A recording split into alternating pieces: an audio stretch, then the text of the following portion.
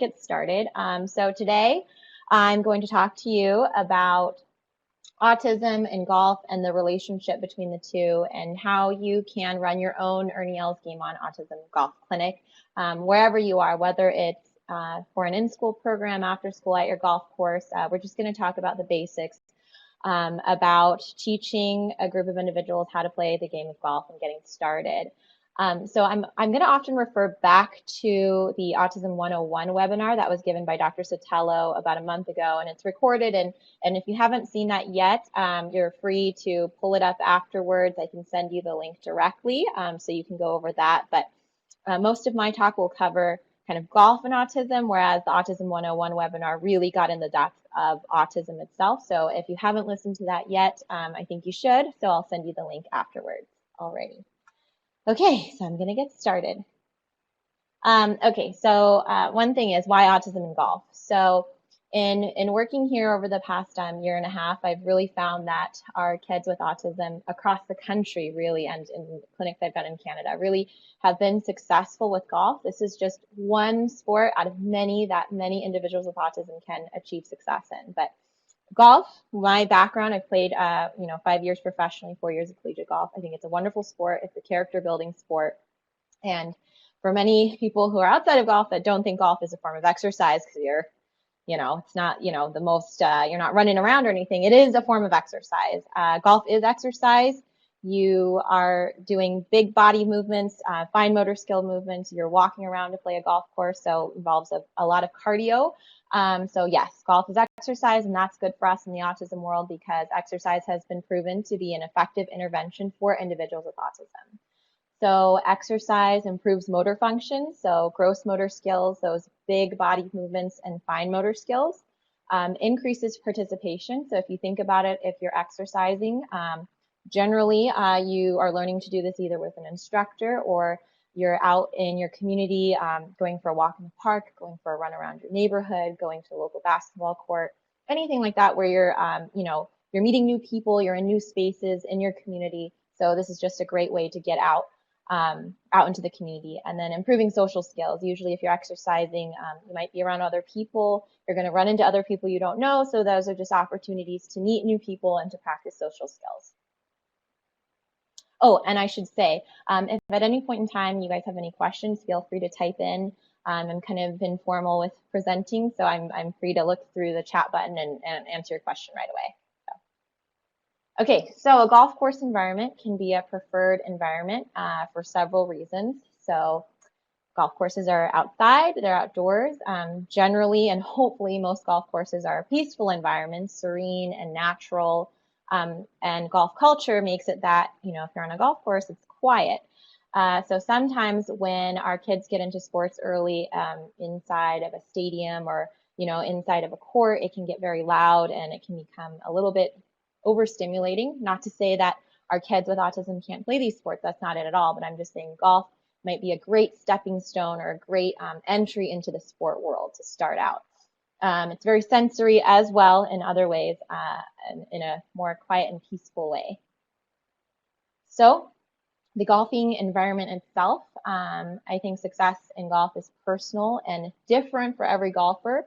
You can really play to an elite level, getting better and better, or you can enjoy golf as a weekend golfer, just, playing once in a while. So it's really different. And also, it's an inclusionary game. I think the handicap system speaks for itself in that you can be a 25 handicapper, play in the same tournament as someone who's scratch and still have a great time. You can play in a group together and still have a good time doing so because of the handicap system. So a lot of people make the assumption that golf is an exclusive sport. I really don't think that's the case. I think golf is one of those sports that allows for anybody at any level to play together and still have fun.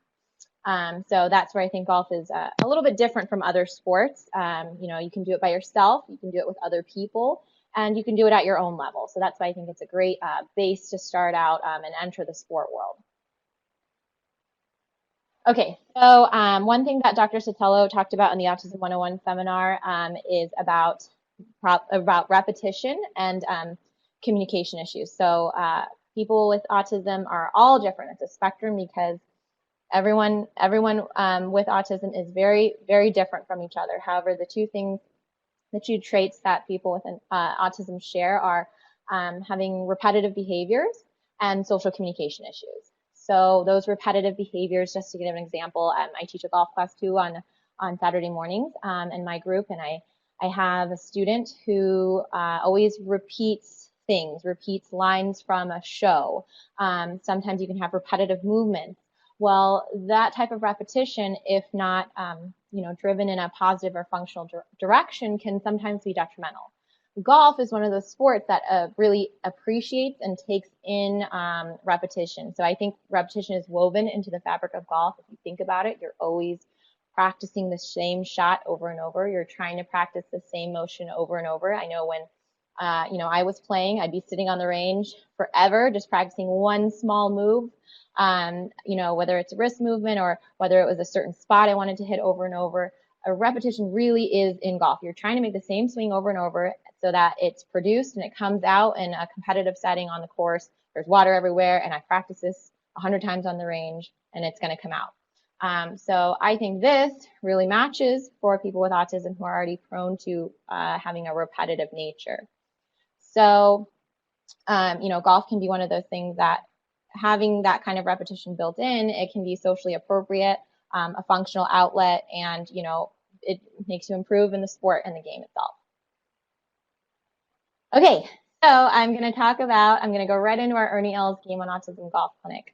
So our big saying with our Game On programming is autism is not game over, it's game on. So for a lot of parents who receive an autism diagnosis, they can feel like, they're alone, they're absolutely alone. That's how they can feel. And we're saying here at the foundation that it's not game over, it's game on. We're giving you, an opportunity to get out into the community. We want to share our Game On golf clinics with everyone in every golf community possible so that, our kids and adults with autism can have something to do, something fun to do together. So this photo taken here was actually taken at the Honda Classic earlier this year, where we hosted our Game On Autism Golf Clinic on the driving range of a Tuesday at the PGA Tour event. We had all of our PGA Tour players kind of scoot to the side of the range, and our kids came, and they had a wonderful, wonderful time, and we had all of our amazing instructors do it. I have to say this is a really rewarding thing to do as a golf instructor coming from a golf background, so we're going to get into it.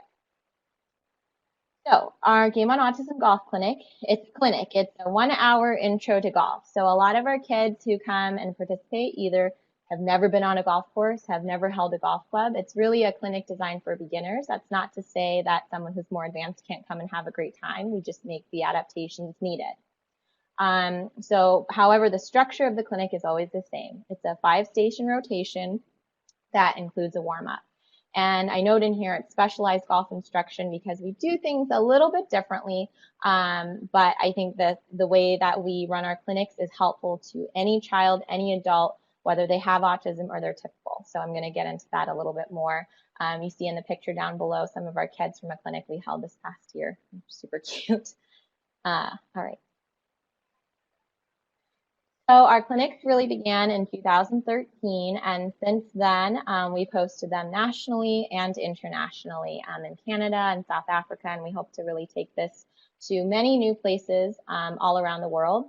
We've hosted our clinics in conjunction with our Ernie Els Golf Challenge, which is our big fundraising tournament series, a couple of PGA Tour events, like I said earlier before about the Honda Classic, and exhibition events that promote autism awareness. I try to, share the clinic as much as possible with everybody just because I think it's a great way to introduce kids to the game and a great way to introduce the golf community to autism. Okay, so our clinics actually really begin before the day of the event. So I send out our clinic activity book about a couple weeks before. So the clinic activity book is just kind of a fun booklet that has games, riddles, puzzles for our kids to get them familiar with golf terms, golf terminology, and golf knowledge. So if you've ever been in the dentist's office and you've seen a highlighters book for kids where, there's little games and puzzles in there, this is really kind of a lot like what that is, just with golf, all centered around golf. So There's a level 1 and a level 2 activity book. The level 1 is a little bit easier to get through, and then level 2 is a little bit more difficult. So, we send this out to the parents, and if any of you would like access to this, I can send it to you afterwards too. Just shoot me an email. So in addition to the clinic activity book, we also send out a social story. So our social story just prepares all of our participants for the day. So kids with autism and other related disabilities use social stories all the time for new events, new places they're going to go to. There's social stories for going to bed, social stories for going to the dentist, going to a birthday party. So if you want to think about it, if you have never been somewhere, like I always say rock climbing because I think rock climbing is scary and I've never done it. If you have never been rock climbing before and you just showed up to class one day and you didn't know anything about it, you might feel a little bit panicked once you get to class, not knowing where things are, not knowing who the instructor is. You never wanted to go to anything not knowing what is going to happen. So you would want a social story yourself to maybe say, okay, you're going to show up to class and these Joe, Tim, and Sally are going to be your instructors, and this is what it's going to look like, and this is the flow of the day, So this is what we really do with our social story in golf. So we prepare our kids for the day on what to expect, what they're going to see, what they're going to do, the schedule for the hour, and then also the expectations from the participant, how they're supposed to act kind of on a golf course, And so it's just a great way to prime everybody, to make sure everyone feels prepared, that they're not worried about, oh, I hope there's a bathroom out on the course. Well, we say it right there, and we'll say it at the beginning of the clinic as well during the introduction. So this is the rest of our social story. And again, we send this out to everybody, and I can send this to you guys as well. So our flow of our clinic, so that's me in that picture. We always start our clinics by doing introductions. I think this is really important to get everyone in a group. We give everyone a name tag. It's easy, it's easier for the instructor to say, hey, Johnny, I want you to wait in the safety line instead of saying, hey, you over there. I also think it makes it a little bit more personal. It gets, the instructors familiar with the kids.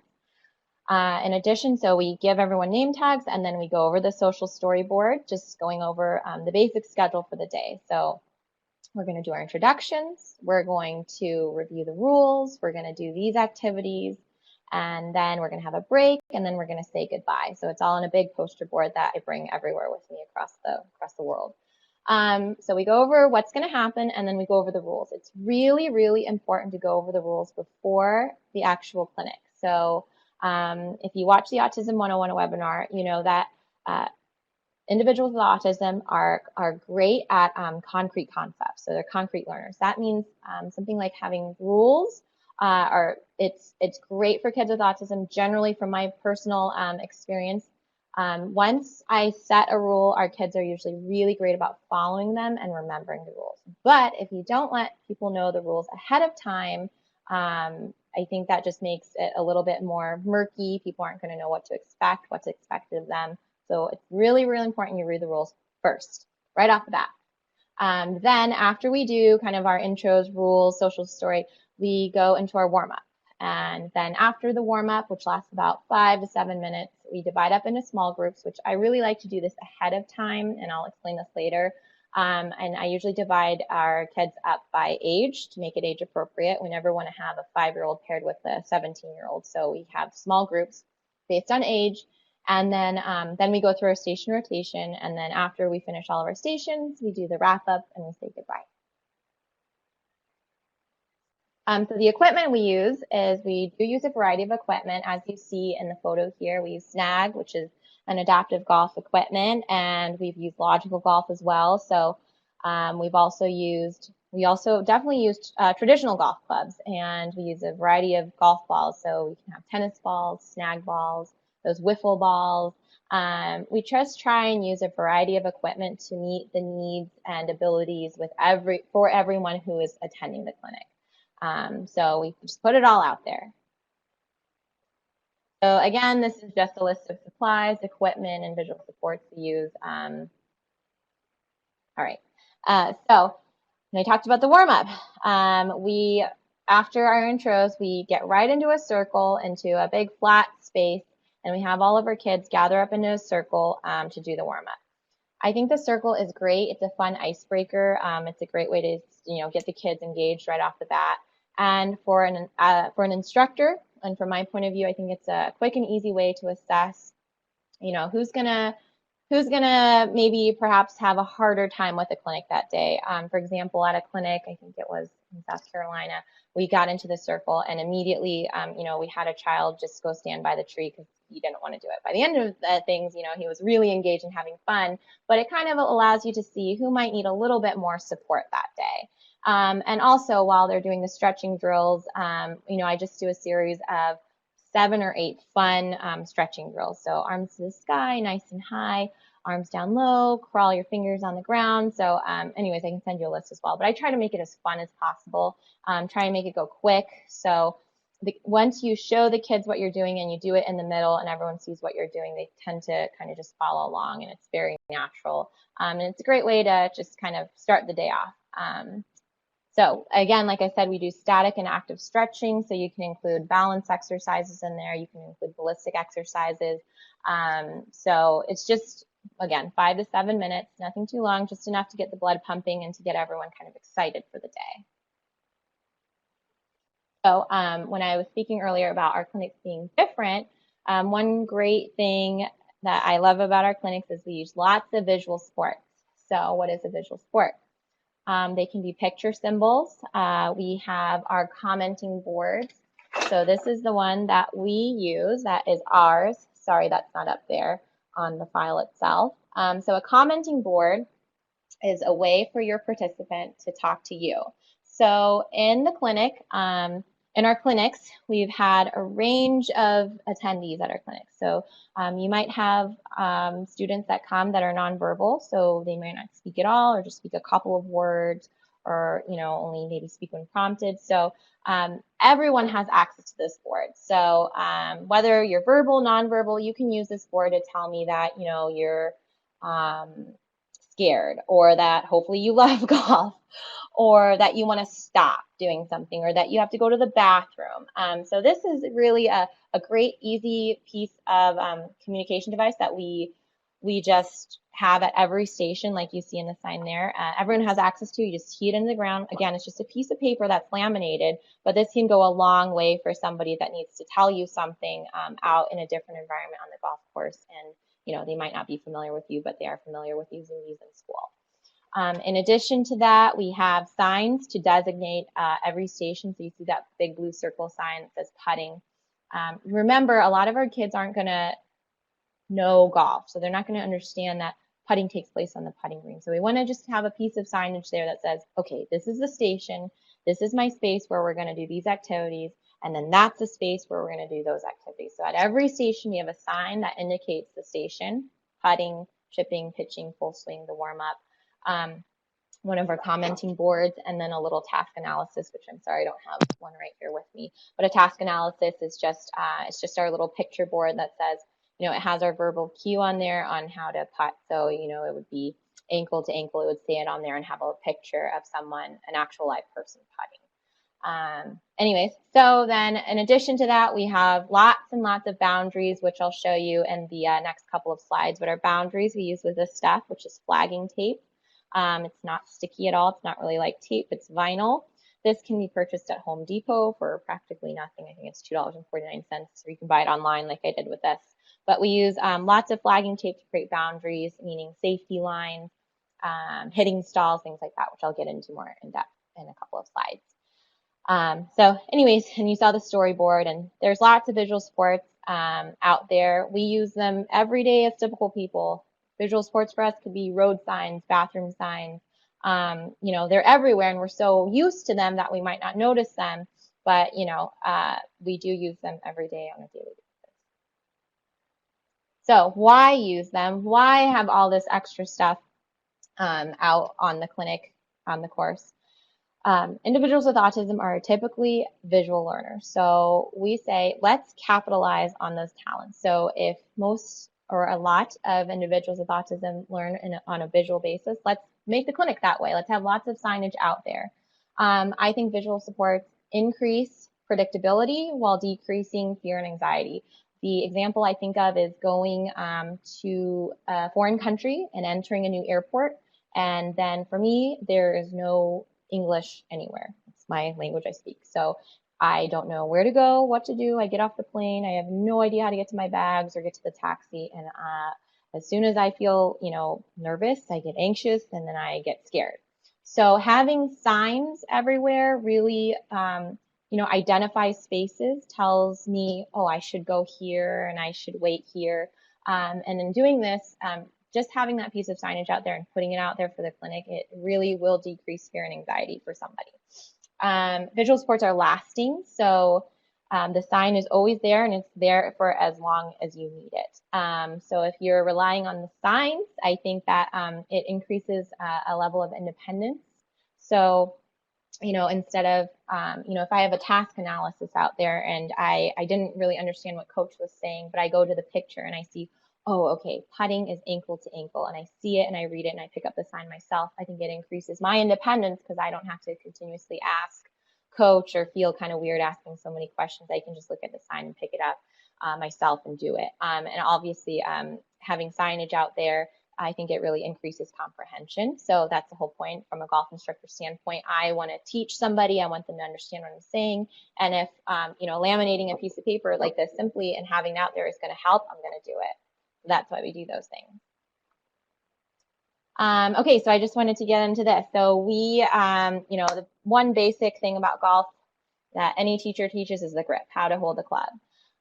So the instructional process that we go over in teaching the grip is, I would tell a child or an adult verbally what we're going to do on the grip. So at Els for Autism, we teach at least one hand on the grip, right? We're not going over V's, knuckles, keeping in mind that this Game on Autism Golf Clinic is a 1-hour intro to golf. We want to just get the kids engaged. We want to get them having fun. Of course, we want them hitting the ball, but that doesn't necessarily mean you have to spend 3 minutes talking about how to hold the club. So I would say, okay, 2 hands on the club, close together. I would model it, meaning that I would show my student myself, or I would have another assistant instructor show while I tell. And then hand over hand for some. That means you would put your hands on the other student's hands and then have them grip the club. And I say for some, and I put that little asterisk there just because for some individuals with autism, not all, this is just some, they might not like being touched. Some people may have sensory issues where touch can equate to pain or anxiety. So you just always want to ask first. Someone that doesn't want to be touched, if you ask them, they're going to back off or say no. So please always ask first. And then if someone still needs a little bit more support, I would show them a visual support like the one you see below. So just seeing the picture can help. And then our verbal cues, you could say, left hand on top, right hand on bottom, or 2 hands close together, something quick and catchy. Okay, so this is just a visual for you on how we teach. So this is exactly what I just went over. And again, I can send you this PowerPoint afterwards, so no worries. Okay, so some of the challenges you might see when hosting a clinic yourself are some communication issues. So like I was saying before, some of your kids may be nonverbal. That doesn't necessarily always mean that they're not going to speak to you. Some kids may be very verbal, but they may not be communicating to you. So like my student that I was talking about in my golf class that repeats lines from an episode, SpongeBob, over and over and over. He is speaking, yes, and he is verbal, yes, but he's not necessarily communicating to me what he wants, what he needs, what he's feeling. He's just reciting lines. So that's something you might see, people that don't talk or people that may be talking but not communicating to you. Some of those self-stimulatory behaviors, so a lot of rocking back and forth, hand flapping, things like that. And then some motor skill deficits. Some of our kids come and they might have really difficult gross motor skill issues. So, those big motor movements, or fine motor skill issues where they have trouble holding a club or holding onto a ball. Again, another challenge you might see is those self-regulatory issues. So that means that some of our kids might become really overheated on a hot day of golf. So most of our clinics took place during the summer, so it can get really, really hot for any typical person. But for someone with autism, who can't really self-regulate temperature, then that 90 degrees might feel like 115 degrees. So things like that. And then a lack of awareness for danger. Again, golf can actually be a dangerous place if you don't have the right boundaries in place, or people don't know where to go, where to stand, and where to hit. Obviously, I've been hit with a golf club once and golf ball a couple of times. So just not from any of my juniors, but from my playing days as playing as a professional and in college golf. So it can be a dangerous place. And for some of our individuals with autism who can have a lack of awareness for danger, we just want to be very, very safe and careful. The abilities you might see at a Game on Autism Golf Clinic. Like we talked about, the ability to retain concrete concepts like rules. Concrete concepts are kind of infused into golf teaching, where we go, for pitching, L to L, like those kinds of verbal cues, those kinds of concepts might be great for kids with autism. Intense focus and determination for preferred activities. So some of our kids are very into certain topics like animals, planes, trains, travel, something like that, where they have a lot of focus and determination for. So we want golf to perhaps be one of those things where they become, very engaged in. Learning by watching. This is why we model so much. So this is why I'm verbally telling my student what I want them to do, and as I'm speaking it out, I'm showing them I'm doing it too, and I'm also using my visual task analysis and support. Strong rote memory, a lot of attention to detail. You might see some of your kids while you're cleaning up, like pick up every single ball in the course, just pick up everything. I have one of my students that she is awesome at cleaning up, and she literally will clean pick a range in like 5 minutes. So that kind of attention to detail, is wonderful. And then a lot of honesty and really no judgment. So I'm going to move on. So we're going to really get into setups in these next couple of slides, just because I think this is so important. I can't stress this stuff enough. This is what is really essential to our clinics, and it's what defines our clinics. So my boss, Dr. Santella, who's our program director here, sent me this picture, I think like 8 months ago, and she was at a CVS, and she texted this to me, and she said, "See, we use visual supports everywhere," and she was standing in line at a CVS. So I love this picture because, like I said before, we use visual supports all the time. Typical people use them all the time. You just kind of stop noticing them. So this visual support here allows somebody to know where to wait, right? Where to wait, and then who's going next, and kind of it's like a little turn-taking style map right here. So having this kind of structure can alleviate stress if you've ever been at a checkout counter and you have no idea where to wait, where to order, where to pick up your food, anything like that. It can become a little bit confusing and cause a little bit of chaos. So again, we use these supports all the time. So for our setup, number one rule for, I think, hosting any golf clinic is to make sure everyone is safe, okay? So safety is the key. At our clinics, again, like I said, we have safety lines and safe areas. We have hitting stalls, like you see in the picture on the right. That's a hitting stall. Defines where you're expected to hit, where you will have a golf club in your hands, and then right behind it, which you can't see in the picture, is that we have another line, a safety line, and where you're going to wait. We place all of our equipment, as you see in the picture below, in one designated spot so that our kids don't really have free access to them, because if someone's waiting, they should be waiting and not practicing or hitting while they're waiting for safety reasons alone. In addition to that, one of the formulas that I love is, I'm a math person, structure plus organization equals predictability, okay? If I have structure, I'm organized, it's predictable. When I step onto the driving range and I've never played golf before, if there's enough visual supports out there and it's organized enough, I kind of know, okay, that's where I'm going to be pitching because there's a sign there. Oh, that's where I think I'm supposed to be hitting because, all the balls and the tees are over there. So I think this kind of predictability decreases anxiety. Like I said, if I'm going rock climbing and I have no idea what's going on, there's no structure to it, doesn't feel organized, I'm being nervous. However, if it's predictable, there's signage, my instructors have explained what's going to happen to me before anything starts, my anxiety is going to decrease. And when my anxiety decreases, my performance is going to go up, just like with any other sport, game, activity, anything like that. Okay, so steps. Safety areas, hitting stalls, and visual support.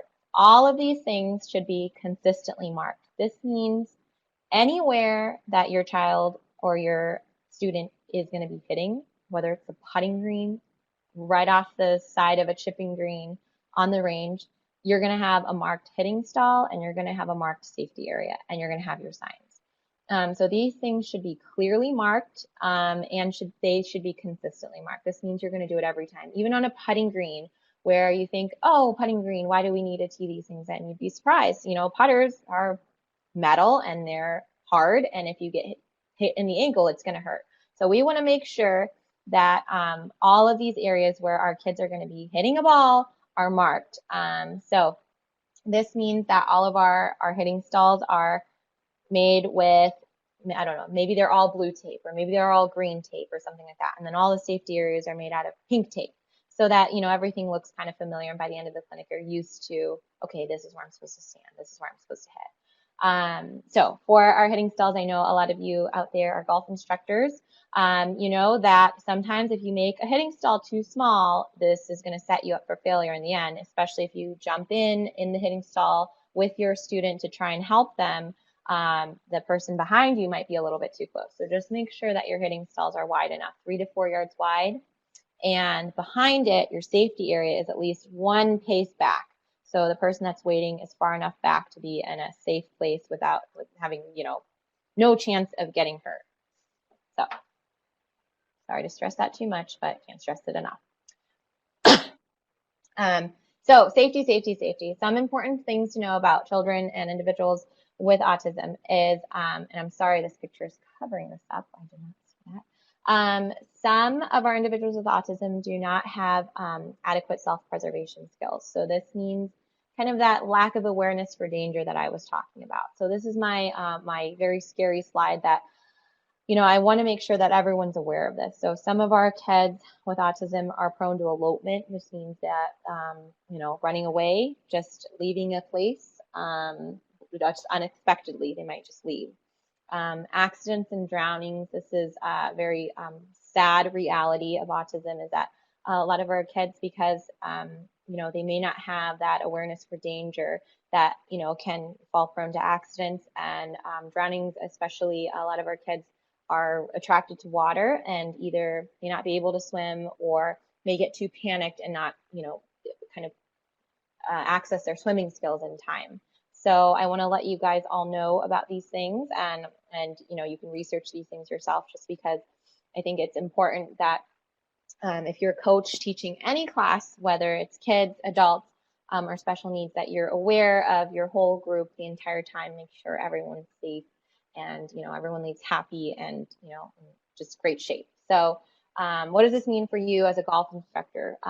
So for the time that you have your group of kids, you want to heighten your awareness.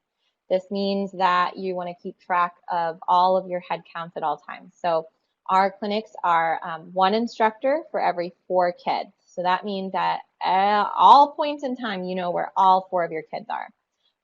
And sometimes when we teach junior clinics in other settings, we try to keep the parent kind of away, you know, not so close. However, for our Game on Autism Golf clinics, we welcome the help of parents and aides and teachers to be right there with us, just because these are the people that know their kids the best. They know what they're prone to doing. They know, you know, if they look like, okay, they need a break, they're going to tell you. So please welcome the help of those parents and aides.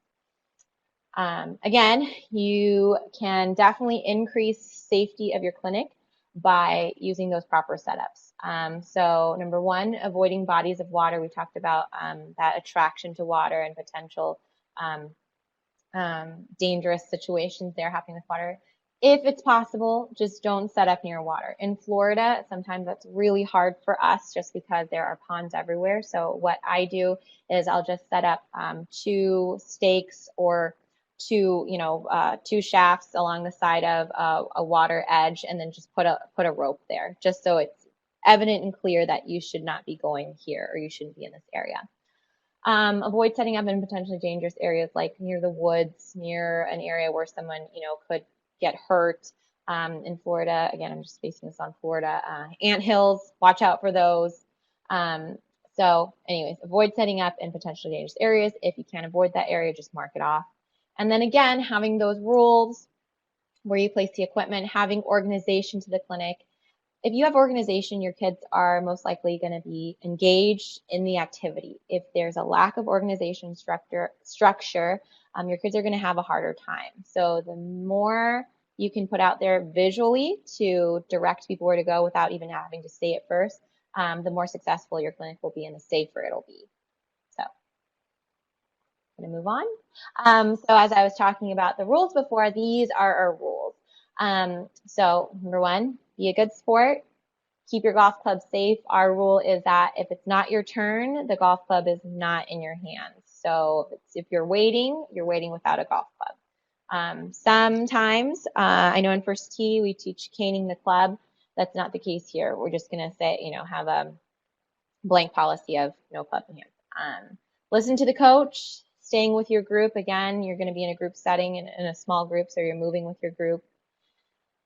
Sharing the equipment and taking turns, these two social skills are really built into our clinics. So to go back to the setups, that's why when we create hitting stalls, we create fewer hitting stalls than the amount of kids participating. So if you have, let's say you only have 4 kids coming to your clinic, well, we would create just 2 hitting stalls per station so that there's always someone waiting and there's always someone hitting. This promotes sharing and taking turns, which are 2 social skills that are practiced on a daily basis, should be practiced in school, after school, at home, and on the golf course. This is something that everyone should work on. Listening and responding to the whistle. So we use a train whistle here.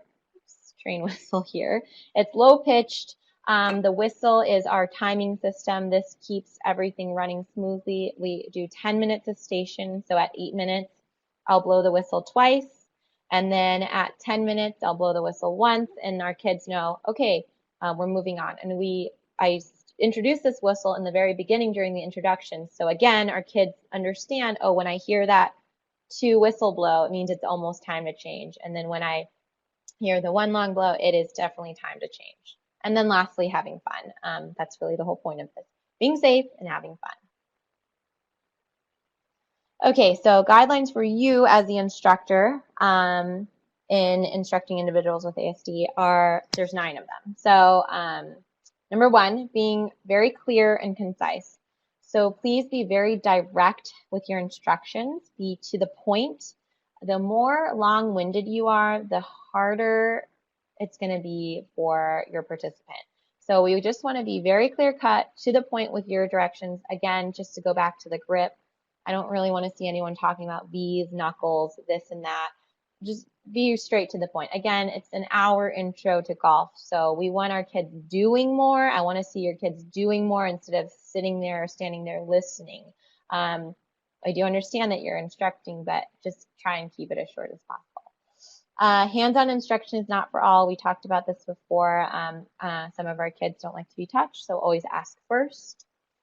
Use lots of positive feedback.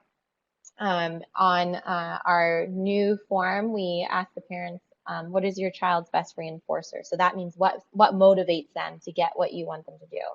And 90% of our parents say praise or positive feedback. So using positive feedback when someone is following your directions, when someone's cleaning up, when someone's waiting their turn, it's huge. So you always want to, just motivate your students and catch them when they're doing something great, even if it's as small as just sitting there and waiting quietly. That can be a huge deal for some kids. So we wanna praise that. Providing time structures, again, that train whistle. Providing choices, so we give our kids lots of different activities to do within the same station. So if I'm at a putting station, I might have 4 different activities set up for that 10 minutes. That way you're kind of moving through a mini circuit within the circuit. So we're gonna do a tossing drill, and then we're gonna putt, and then we're going to putt to the noodles, and then we're going to do a railroad tracks drill. So that way everyone has a choice on what to do. Being patient, remembering that some of our kids do have motor planning difficulties, so sometimes you can speak it, give a verbal direction, show it, and you just have to give someone a little bit more time for them to process what you're saying. So just being patient. And as instructors, you all know how important that is. Providing options, so if you have a student that maybe doesn't want to do an activity like anything involved with golf, you have a throwing drill out there for them. If a student physically is unable to do the other activities like standing up or holding a golf club, we have had kids who are wheelchair bound that haven't been able to swing. We give them lots of throwing options. So they can do kind of the same drills, but also have fun and be engaged and, give them high fives when they hit their targets, things like that. Please model all of your instructions. That means showing and doing, and then using your visual support. So sometimes the sign is out there and you know it's out there because you plugged it in the ground and you set it up. But that doesn't necessarily mean that your student noticed that sign being there. And so it's always important to refer back to the sign if someone needs to use it. Refer back to this if someone needs to use it. These all should be accessible and in a place that's easy to get to and safe to get to. So, golf stations. So at all of your golf stations, you're going to have signage. So you're going to have the sign that indicates what that station is. Your visual supports, like your commenting board, your task analysis. Your equipment is all going to be in one place, again, using a variety of equipment. You're going to have your drills and activities, which we'll go over in the next few slides, and adaptations to those drills and activities. You can see our little one here who opted out of hitting and she wanted to toss. That's great. She's still working on those basic concepts of distance control, alignment, and she's still engaged and she's still working on those gross motor skills, fine motor skills. So this is a great option. Cleaning up is essential to our golf clinics. It's going to help the golf instructor so much if you have your kids clean up, that you're not running up there shagging balls yourself and throwing them back. But once everyone's hit their 5 balls, they go and clean up. This is a social skill that's practiced and learned every day. Everyone, including myself, needs to work on this skill. So we just do it in golf as well. It's natural. And then we have our transitions, which I spoke about the whistle. So again, sorry, we already talked about this. We're going to take turns and share, try lots of different activities, keep it moving, don't get stuck on just one activity, clean up, lots of positive. So I'm just going to move right into the station. So we have our putting station, which our verbal cue that we use here is ankle to ankle. You are welcome to use whatever verbal cue you are used to using or you've used in the past, just as long as it's short, it's quick, and it's easy to remember. It kind of stays in your mind. Again, that instruction process, I'm just going to go over this once, and I won't go over it again on the other side. Verbal, model, hand over hand for some, using your visual supports, using that verbal cue, lots of positive reinforcement. So the drills and activities we do here, and again, you are free to add your own activities within the golf session, but this is kind of like the bread and butter activities to start out with, or rolling the ball. I think it's really important that everyone start with rolling the ball for 2 reasons. Number one, it's just a great way to kind of assess everyone's motor skills and assess if people are going to, or your students are going to understand, okay, this is a target, I'm going to hit towards this target, this is the direction I want to get into. Also, I think when everyone starts with rolling the ball, everyone can start with the same activity. And then if someone needs to do an adaptive activity, they can move on to that. But at least everyone's starting out with the same activity, I think, is a positive thing. Putting to a roll-a-rama, which is a snag kind of board. It's a sticky Velcro board, or you can use wooden blocks. You're welcome to make things from your garage and use them. I've done that all the time, where I've just cut 2x4s at Home Depot, and then I paint them, and then we putt to blocks. It's a bigger target. When you hit it, you can hear it. So I think that's great. And then this train tracks drill, which you see down below, where you can use, again, this wonderful flagging tape or rope or anything like that to create 2 tracks to a hole. That way your kids are visually seeing the alignment to the hole. And then a bumper noodles drill, which you can use pool noodles. You could buy that at Walmart or Target or anywhere. And just tee them right into the ground, and it's going to be the hole. And then you're going to tee your pool noodles in. That way those pool noodles serve as bumper noodles, and you see the ball going in the hole. Our kids love seeing the ball going in the hole. Every golfer loves that. So it's just kind of a nice adaptive activity to do to get them used to seeing the ball going in. Our next station, and again, that station will last 10 minutes, so 10 minutes of activities. Then you'll move on to chipping. So our verbal cue here is knee to knee. Use anything else you have been using. And then our drills that we're going to use here are tossing the ball. So a low toss, get your kids to understand that a chip is a low rolling shot.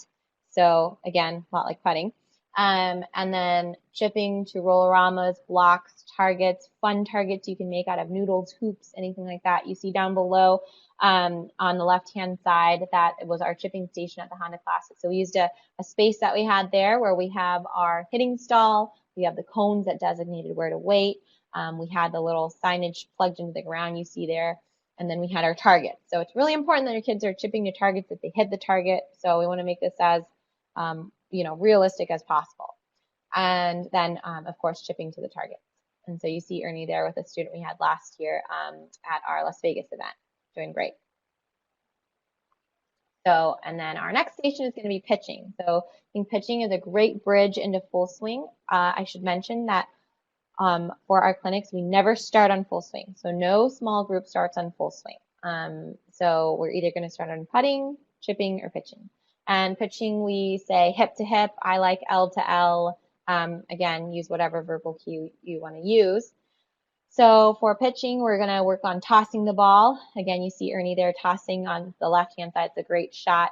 So here we're going to really try and talk about getting the ball in the air. So we're going to, toss high rather than tossing low like we were doing the chip.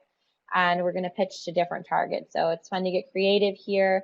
We've pitched to buckets, we've pitched to flags, we've pitched to large zone areas. You can get creative as possible, just as long as your kids are understanding this is a bigger swing. I want to get the ball up in the air, and it's it's a bridge into the full swing station. And then full swing, last but not least. And again, I have a couple of cues up here. Big circle, right shoulder, left shoulder, tummy to the target. You can use any of these verbal cues, but our full swing station and our pitching station is where we want to get our kids transitioning to traditional golf clubs if they can't. Then or if they can, or if they don't want to, you're welcome to bring over your snag or have the snag or logical golf or any adaptive equipment set out there. So you're going to be working on tossing the ball, and then usually you're going to be working on full swings on the driving range. You can create targets out onto the driving range, and again, a lot of our kids love hitting their driver. So we're going to work on a couple things here. A couple things I want to note here, and in the other longer swing activities is that please have your kids work on teeing up their own ball. So a lot of times I've seen our instructors doing it, teeing the ball up for the kids. Remember that eventually we want our kids getting out into the community, accessing their local golf course and doing this with their families, or eventually becoming an adult and doing it themselves. So we want to give our kids that level of independence that they can do a lot of the things themselves, whether that means going to learn how to use a ball dispensing machine, or going to speak to the starter on, getting balls for the driving range. And this comes all the way down to teeing up the ball yourself. So I've seen a lot of instructors tee it up for the kids, either because, they're trying to be helpful, but I think that teeing the ball up is a great way to practice your fine motor skill movements. And again, you can't just say, okay, tee it up, because again, a lot of these kids haven't been introduced to golf, so they're not going to know what you're saying. So you might have to teach the activity of teeing it up, where you, again, verbally say it. You model it, take the ball, take the tee, put the tee into the ground, and then doing it with them, hand over hand. But the more you can teach this and you can have your kids do it themselves, I think it increases their independence. And all of us golfers need to tee up our own ball, except for if you're on tour and then your caddy's doing it on the range for you. So that's just one important thing I wanted to note there. So we're going to move on. If you decide to set up your own clinic, it's really important to have a break area. At all of our Game On clinics, we set up a tent on the range, just because I think it's easiest just to do it right out there instead of a child having to walk all the way back to the clubhouse to get shade, get cooled off, get water. Just set up a tent right on the range in an accessible space that's safe. So you see our kids here, one of our kids giving a thumbs up. So again, allow your students to take lots of breaks. They might need it and they might ask for it. So you want to give them breaks, especially if it's hot outside, again, for our kids with sensory issues. Some of our kids just might get, it might just be a lot of activity going on. So they just need to take a mental break. So this is a great station to come to just to sit for maybe 2 minutes and then go back out and do golf. At our clinics, we offer healthy snacks that are gluten-free and dairy-free. A lot of our kids kind of know in their allergy section that they're gluten-free or dairy-free, so we try to have like no nuts, maybe just pieces of fruit out there, and water, no sugary sodas or anything like that. The most we do is kind of like a Powerade or Gatorade. So having lots of water, easy access to that break station is great. Lots of shade is great.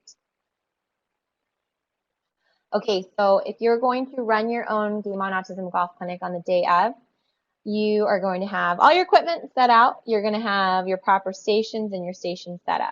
And again, our ratio is 4 students, 1 instructor. I do highly suggest that you welcome the help of aides and parents to be with you. That way you're instructing, you're not taking somebody to a break, or you're not having to manage too much. That if you have extra help, volunteers are so helpful so that you can do your thing. You can instruct, and you have your volunteers to help you and support you on the day of. So from a logistical standpoint, to run your own clinic, we've found it very helpful that you can find your autism partner. That means reaching out to your local autism society and offering this clinic, or a local autism organization, or even a nearby school. This is great because they're already an organized system. They already have their kids, so they're going to know their kids and they're going to know the parents. So it's much easier to coordinate with a group like that. And also, so you're going to have to find your kids, and then you're going to have to find a golf facility. So if you're already at a golf facility that wants to do this, wonderful. If not, just call around, ask around. Most people, this is a great thing to do for the community. I think it empowers you as a golf instructor, as a golf facility, to really use your talents and skills and give back in a way that maybe hasn't been done before in your local community. And introducing new kids to the game is always a wonderful thing. So it shouldn't really be too hard to find a golf facility just for a couple of hours where you can set up on the range, your kids can come for an hour, and then you can break down. And then, of course, finding your golf instructors and training them properly, either taking this webinar series or, I can send anyone anything that they ask for as far as, kind of having some guidance or some visual supports or anything like that. Any questions you have, please email me. Move on. And then logistics continued. It's really important, we do this here, is to send out forms. So our form includes, of course, name, age of player, again, so you can group your students ahead of time based on age, have their name tags written ahead of time, be prepared, be organized. And again, we have our golf skill level, that way you know who's coming, and then some player information like how your students are going to communicate, that way you're ready. And then, of course, having a release or a waiver. And you want to prime your participants, again, sending them like a clinic activity book, sending them a social story, and priming your golf instructors. What is expected of your instructors or your volunteers you've recruited for the day? What time are they supposed to show up to set up? What time are they going to leave? Let them know who's coming so they know what to expect. And we always love to do an online survey. I think surveys help all of us get better at what we do. So I would definitely suggest doing that as well. And then if you are not going to run a clinic, how you can get involved is there are lots of ways to get involved just within your local community alone. If you have the capability to create vocational opportunities to, maybe get someone an adult with autism in on an internship, or a volunteer, or hiring someone with autism is wonderful. Volunteering at your local autism society, or an autism society might be hosting, a dinner, and they need volunteers or help. That's a great way to get involved. And then, of course, having awareness, recognition, and understanding for this amazing, wonderful population of individuals. Some of these kids are the most talented, amazing, sweet, nice, just unbelievable kids that you'll ever meet, and adults that you'll ever meet. And so this is just a great way to get involved. Again, using your talents and your skills as a golf instructor to really make a positive impact on your community. Get new kids into the game, new adults into the game, and give them a sport that they can really play for their entire lives. I think that's really, really a wonderful thing. So thank you for listening to me talk for almost an hour. That is my email address up there. Also, you can also email me at jen.hong@elsforautism.org as well. And you see Ernie there with Ben, his son, at the Honda Classic Clinic. So if you have any questions, please type them in now. That would be helpful. And if you don't want to ask me over this way, just please email me. And I can send you this presentation. In addition to that, I can send you some visual supports if you need them. So thank you for attending, and I'll wait here for about a minute. If you have any questions to type, other than that, I'm going to log off. Thank you.